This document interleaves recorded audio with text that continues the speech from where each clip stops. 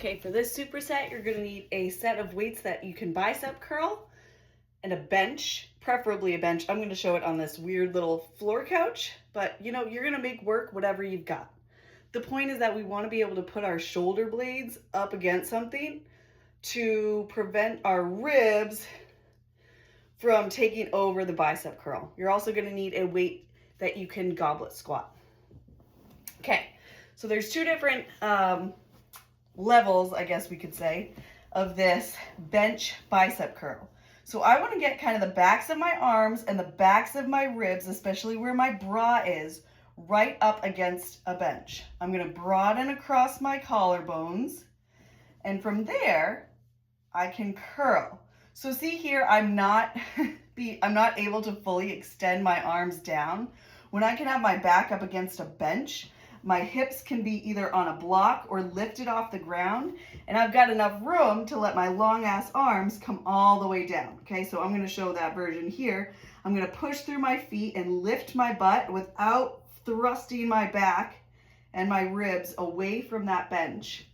And here, I'm going to curl, uncurl, curl, uncurl. Curl up quick, slowly uncurl.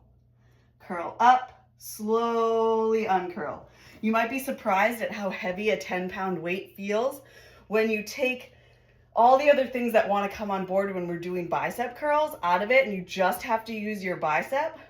Again, a bench or a chair or a couch is much better than this whack setup that I've got in my filming space. I know, great coaching.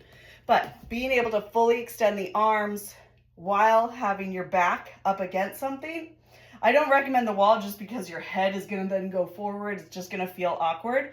So at least I have this little skylight space so I can keep my head up as my ribs and arms stay back and I curl and uncurl. Okay, exercise 1, 12 to 15. Exercise 2 is a goblet squat. Whoop. You're going to grab a weight. A lot about squatting in a stacked position can come down to your ability to dorsiflex your ankles. So if you don't have a lot of give in the front of your ankles, you're going to elevate your heels. Maybe you have squat wedges. Maybe you just put some books under your heels. It's going to help you be able to send your knees forward and your ass to the ground without hinging forward so much, okay? So I want to be able to let my knees come forward. Newsflash, they're not going to fucking explode. I'm going to lift you up a little bit more so we can go through the goblet squat. Grab your weight. Okay, I'm gonna hold the weight up here. I'm not just letting it chill, right? My arms are engaged. I'm holding that weight up. That push of the weight forward is keeping my heart lifted and my center of mass back. I want the center of my upper body mass back.